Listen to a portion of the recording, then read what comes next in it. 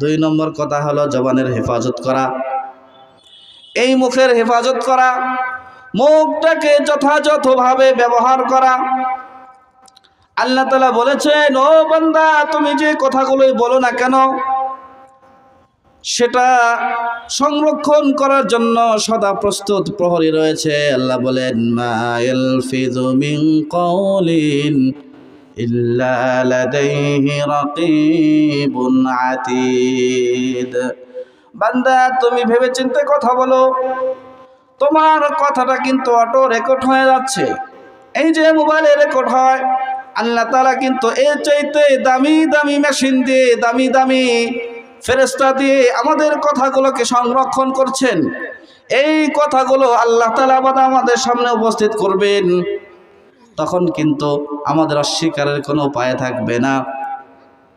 এই জন্য যে কথা বলবো, মা ইয়ালফিযু মিন কাওলিন, মানুষ যেই কথাই উচ্চারণ করুক না কেন, ইল্লা লাদাইহি রাকীবুন আতীদ, সেই কথা সংরক্ষণ করার জন্য, রেকর্ড করার জন্য সদা প্রস্তুত প্রহরী রয়েছে। এই জন্য মানুষের প্রবণতা হলো অস্বীকার করা। আল্লাহ তাআলা জানেন মানুষ একটা করে আর একটা মুখ দিয়ে বলে না না আমি করি নাই। এই জন্য মানুষ যাতে করে অস্বীকার করতে না পারে, আল্লাহ তাআলা বলেন সূরাতুল ইয়াসিনের মধ্যে, আল ইয়াউমা নাখতিমু আলা আফওয়াহিহিম ওয়া তুকাল্লিমুনা আইদিহিম ওয়া তাশহাদু আরজুলুহুম বিমা কানু ইয়াকসিবুন। আল্লাহ তাআলা বলেন, আল ইয়াউমা নাখতিমু আলা আফওয়াহিহিম, আজ আমি তোমাদের মুখের মধ্যে মোহর মেরে দিলাম, সিল লাগিয়ে দিলাম তোমাদের মুখের উপর। তোমাদের মুখ দিয়ে কথা বলার দরকার নাই, কথা বললেই মিথ্যা বলো অথবা বিপরীত বলো। এই জন্য মুখ তোমাদের কথা বলার দরকার নাই। অতুকাল্লিমুনা আইদিহিম, হাত কথা বলবে। এই যে হাত, এই হাতকে আমরা কত সাবান ঘষি, কত মালিশ লাগাই, কত কিছু লাগাই, সাবান দেই, আরো কত প্রসাধনী লাগাই শীতের দিনে। এই হাত আমাদের বিপক্ষে সাক্ষী দেবে যদি জবানের হেফাজত না করি, অথবা আমাদের যে পুরা বডি আছে, এই বডিটা আল্লাহর যে কাজের খাটানোর কথা ছিল, সেই কাজে যদি আমরা না খাটাই, সেই কাজে যদি আমরা ব্যবহার না করি, আল্লাহ তাআলা কিন্তু আমাদের এই হাত আমাদের বিপক্ষে সাক্ষী দেবেন। অতুকাল্লিমুনা আইদিহিম, হাত কথা বলবে, ওয়া তাশহাদু আরজুলুহুম, পা কিন্তু তোমাদের বিপক্ষে সাক্ষী হবে, বিমা কানু ইয়াকসিবুন, তোমরা যা কিছু করতে, দুনিয়ার বুকে তোমরা যা কিছু করবে, এই কথাগুলো আল্লাহ তাআলা সংরক্ষণ করে রেখেছেন। মুখ আমাদের আটকিয়ে দেয়া হবে, মুখে তালা লাগিয়ে দেয়া হবে, হাত কথা বলবে, পা আমাদের বিপক্ষে সাক্ষী দেবে। অন্য জায়গায় আছে, ওয়াকালু লিজুলুদিহিম লিমা শাহিদতুম আলাইনা, ও চামড়া, এই যে কত সুন্দর মসৃণ চামড়া, ওয়াকালু লিজুলুদিহিম, মানুষ চামড়াকে বলবে কত সুন্দর মসৃণ চামড়া, এই চামড়াকে বলবে, ও চামড়া, তোরা কেন আমাদের বিরুদ্ধে সাক্ষী দিলি? ওয়াকালু লিজুলুদিহিম লিমা শাহিদতুম আলাইনা ইলা আখিরিল আয়া। এই জন্য জবানের হেফাজত করা।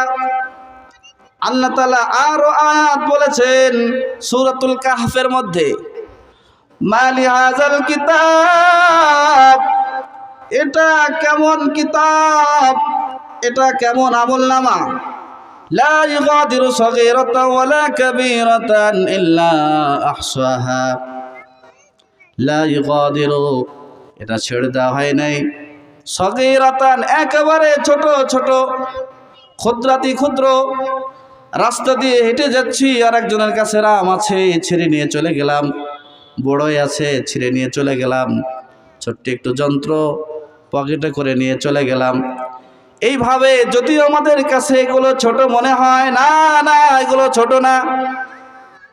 লা ইগাদিরু সাগীরাতান ওয়ালা কাবীরাতান, এই যে আমাদের লেকবার এখানে হাজার হাজার কোটি টাকা বাজেট হয়েছিল, আগেও মেডে দেওয়া হয়েছে। ওয়ালা কাবীরাতান, এটা হলো কাবীরা, বড় বড় আমলনামা, বড় বড় প্রজেক্টগুলো, এই যে প্রজেক্টগুলো মেরে দেওয়া হলো, এইগুলোও কিন্তু আল্লাহ তাআলা দেখাবেন। লা ইগাদিরু সগীরাতান ওয়ালা কাবীরাতান ইল্লা আহসাহা, সব কিছুকে আল্লাহ তাআলা হিসাব করে রেখে দিয়েছেন, পুঙ্খানুপুঙ্খ রূপে আল্লাহ তাআলা হিসাব করে রেখে দিয়েছেন, শুধুমাত্র অপেক্ষার পালা। ফামান ইয়ামাল মিসকালা যাররাহ ফামান ইয়ামাল মিসকালা যাররাতিন খায়রান ইয়ারা। আল্লাহ তাআলা বলেন, বান্দা বান্দী, আমি কিন্তু কৃপণ নয়, আমি কিন্তু কৃপণ নয়।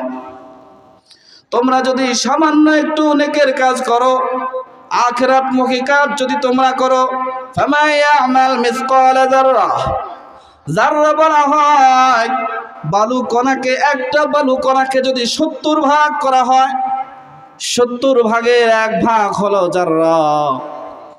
এই যাররা পরিমাণ নেক আমল যদি কোনো বান্দা বান্দি করে, কিন্তু তার মধ্যে যদি ইখলাস থাকে, আল্লাহ তাআলা বলেন, ফামান ইয়ামাল মিসকালা যাররাতিন খায়রান ইয়ারাহু, এই সামান্য পরিমাণ যাররা পরিমাণ নেক আমল কিন্তু তোমরা বান্দা বান্দি পেয়ে যাবা। ওয়ামান ইয়ামাল মিসকালা যাররাহ ওয়ামান ইয়ামাল মিসকালা যাররাতিন শাররান ইয়ারাহ। ও বান্দা বান্দি, যাররা পরিমাণ বালু কণার 70 ভাগের 1 ভাগ পরিমাণ যদি তোমরা অকল্যাণের কাজ করো, তোমরা যদি খারাপ কাজ করো, এটাও কিন্তু আল্লাহ তাআলা তোমাদের আমলনামায় লিখে দিয়েছেন, আমলনামায় রেখে দিবেন। এই জন্য ভাই, জবান দিয়ে যেই কথাটা বলবো, সবার আগে আমি এই কথাটার চিন্তা ফিকির করব। এই কথাটা যদি আমি বলি, তাহলে এটা আমার আখিরাতের উপকার কি, আমার দুনিয়ার লাভ কি? এই কথা বলার কারণে আমার দুনিয়ায় ক্ষতি হবে নাকি আখিরাতের ক্ষতি হবে, এইগুলো ভেবে চিন্তে প্রত্যেকটা পরতে পরতে, স্টেপে স্টেপে, ধাপে ধাপে কথা বলা দরকার। হযরতে জুনায়েদ বাগদাদী রাহমাতুল্লাহি আলাইহির নাম জানে না এমন খুব মানুষ কম আছে। হযরতে জুনায়েদ বাগদাদী রাহমাতুল্লাহি আলাইহিকে বলা হলো, ও আল্লাহ ওয়ালি, আপনি কিভাবে এই জুনায়েদ বাগদাদীর চেয়ারে বসলেন? এত বড় আল্লাহওয়ালা, যশ খ্যাতিওয়ালা, সুনাম সুখ্যাতিওয়ালা, এত বড় বিখ্যাত ব্যক্তিতে কিভাবে আপনি পরিণত হলেন? আমাদেরকে একটু বলেন। হযরতে জুনায়েদ বাগদাদী রাহমাতুল্লাহি আলাইহি বলেন, 30 বছর যাবত আমি একটা কাজ করি। সেই কাজটা হলো, একেবারে যখন আমি ঘুম থেকে উঠি, বালিশ থেকে যখন মাথা উঠাই, সারা দিন চলে যায়, সারা দিনটা শেষ হয়ে যাওয়ার পরে অন্যান্য আমল, দুনিয়ার যত আমল আছে, আমল করার পর আবার আমি যখন আবার শোয়ার জন্য বালিশে মাথাটা নুইয়ে দেই, বালিশে মাথাটা যখন রাখি, এই যে বালিশ থেকে ওঠা আবার বালিশে যাওয়া, এর মধ্যে যত কাজ কারবার, যত কথাগুলো আছে, এই কথাগুলো আমি যে কথাগুলো বলি, এই কথাগুলো আমি পুঙ্খানুপুঙ্খ রূপে হিসাব দিতে পারি, গুনে গুনে বলে দিতে পারি কয়টা কথা আমি বলেছি। যদি ভালো কথার সংখ্যা বেশি হয়ে যায়, আল্লাহর শুকরিয়া জ্ঞাপন করি। আর যদি দেখি ভালো কথার সংখ্যা কম হয়ে যায়, আল্লাহর কাছে তওবা ইস্তেগফার করি। এইভাবে আমি 30 বছর যাবত জপনা করি। 30 বছর যাবত আমি আমার নিজের হিসাব নেই। নিজের হিসাব নেওয়ার কারণে আল্লাহ তাআলা আমাকে তোমাদের সামনে এই জুনায়েদ বাগদাদীর চেয়ারে বসার জন্য তৌফিক দিয়েছেন। এই জন্য আলহামদুলিল্লাহ। জবানের হেফাজত করতে হবে। আল্লাহ রাসূল বলেন, মান আজমালি মা বাইনা লাহিয়াইহি ওয়া মা বাইনা ফাখিজাইহি আজমাল্লাহুল জান্নাহ।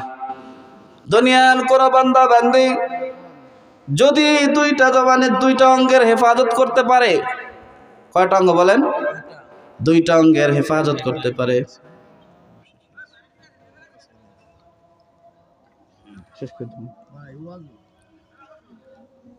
দেখুন একটু ভিতরে আল্লাহ রাসূল বলেন, কোন বান্দা বান্দি যদি দুইটা অঙ্গের হেফাজত করতে পারে, একটা হলো মা বাইনা লাহিয়াইহি, দুই চোয়ালের মাঝখানে যেটা আছে অর্থাৎ জিহ্বা জবান, আর একটা হলো যা কিছু দুই রানের মাঝখানে আছে অর্থাৎ লজ্জাস্থান। কোন বান্দা বান্দি যদি লজ্জাস্থান এবং জবান অর্থাৎ মুখ এই দুইটা অঙ্গের হেফাজতের দায়িত্ব নিতে পারে, স্বয়ং আমি রাসূলুল্লাহ সকলেই বলি সাল্লাল্লাহু আলাইহি ওয়াসাল্লাম তার জান্নাতের জামিন হয়ে যাব। আমরা রাজি আছি তো সকলেই? আল্লাহ তাআলা আমাদেরকে যে দুইটা সিফাতের কথা বললাম, হারাম না খাওয়া, হালাল খাবো, মরে যাব এক ওয়াক্ত খাবো, দুই ওয়াক্ত খাবো না, তারপরে আমরা কি খাবো? হালাল খাবো, হারাম কখনো খাবো না। আর জবানের হেফাজত করব। যে দুটা বিষয় সংক্ষিপ্ত পরিসরে আপনাদের সামনে আলোচনা করলাম, আল্লাহ তাআলা আমাদের সকলকে আমল করার তৌফিক দান করুন। ওয়া আখিরু দাওয়ানা আলহামদুলিল্লাহি রাব্বিল আলামিন। আসসালামু আলাইকুম ওয়া রাহমাতুল্লাহি ওয়া বারাকাতুহু।